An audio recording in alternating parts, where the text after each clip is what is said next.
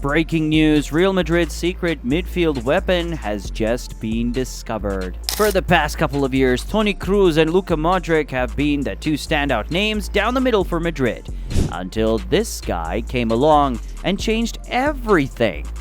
Heck, he's even so good he's been compared to an all-time legend, Zinedine Zidane. The question is, can Valverde live up to the hype of being compared to one of the all-time greats? Breaks his balance, Valverde! Valverde goes solo! Sensationally solo! And Valverde scores, and there is the breakthrough. Valverde, 2-0! Real Madrid strike again!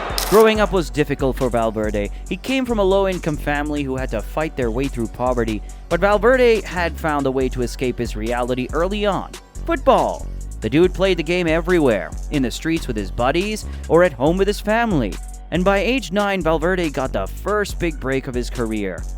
The scouts at Penarol had been keeping tabs on him, and for his age, couldn't believe what they'd just seen. He had incredible ball control, could dribble, and looked like he'd matured past his age grade. Quickly, they rushed to sign him to the academy, but what looked like an incredible decision early on soon started looking like it'd be a big mistake, because Valverde developed a huge problem early on. I mean, this is him now. But back then it was all different, because according to his youth team coach, Chueco Perdomo, Valverde didn't want to run. I wanted to play him as a midfielder, but he wanted to play as a 10 because he didn't want to run. See guys, at this time, Valverde also happened to be a late bloomer. Most of the kids his age in the team had already started maturing physically. But Valverde still had the same wobbly arms that I do now, and coupled with his decision not to run was being benched early on. That was until he decided to, and the result was him getting promoted to the first team. Sí, muy contento, la verdad, sí. Sí, un rival muy complicado, ¿no? Still only 17, he was part of the Penarol team that finished first in the Uruguayan top flight. At this point, Valverde was only thinking of life in Uruguay, trying to develop and get even better in the coming seasons, when the biggest break of his career came straight at him. Real Madrid had scouts in South America looking for the next big talents in the game, and after coming across Valverde, they simply couldn't take their eyes off him. In the end, all it took Madrid was $4 million, and Valverde was off to Spain. The move was huge, and pretty soon Valverde realized the quality in La Liga was just as big too. And making his big switch to Spain, Valverde started at the Madrid B team, but his performances didn't drop. He made the Uruguay Under-20 World Cup team to South Korea, grabbed the silver ball for being the second best player in the competition, and after coming back to Spain, it was time for him to get proper first-team football. He got loaned out to Deportivo La Coruña for 2017-18, playing 25 times in all competitions.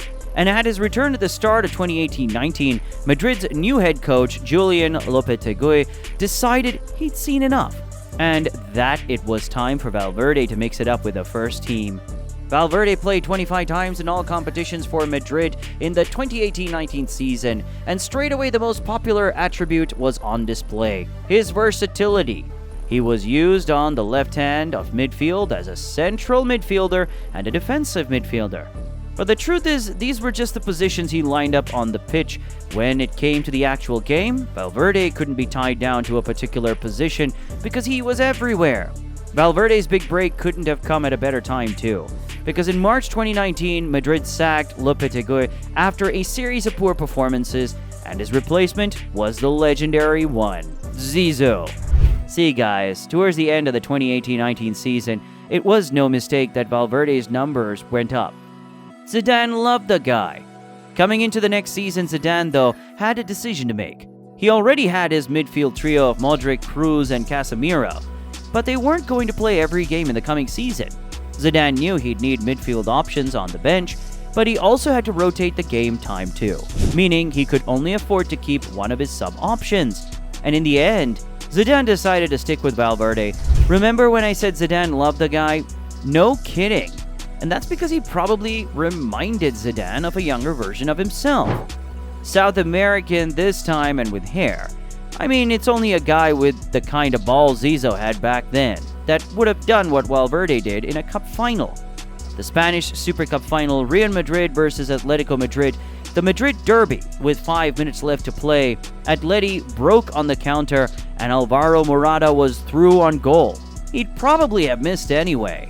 Still, Valverde wasn't prepared to take the chance, and just before Morata got into the penalty area, he hacked him clean. A red card people actually clapped for? Hey, I've seen this one before. Damn, getting applause from Sergio Ramos for this was top tier. And after that moment, Valverde had firmly cemented his spot in the Madrid mean team.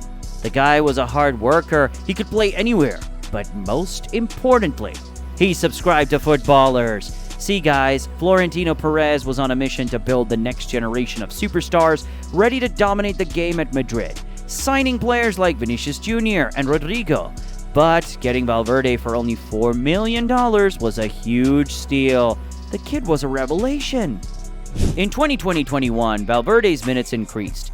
The only difference is that Valverde was tasked with playing in more difficult positions. But it didn't faze him because he could play anywhere. While Zidane primarily used him as midfield cover whenever he took off one of his regular starters as the season went on, Valverde showed he was more than that. In the two legs against Liverpool in the Champions League quarter-finals, Valverde played on the right side of midfield and later at right back. The results? Madrid won the tie 3-1 in aggregate. His energy was quickly making him a very important part of the team, and even when Madrid switched coaches and Carlo Ancelotti took over in 2021-22, he still put in the same shifts he did under Zidane, and Ancelotti couldn't stop playing him.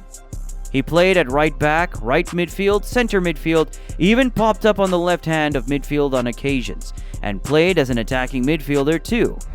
Valverde's energy led to him starting in the biggest game of his career, the 2022 Champions League final against Liverpool, and in return he produced the match-winning moment of the final.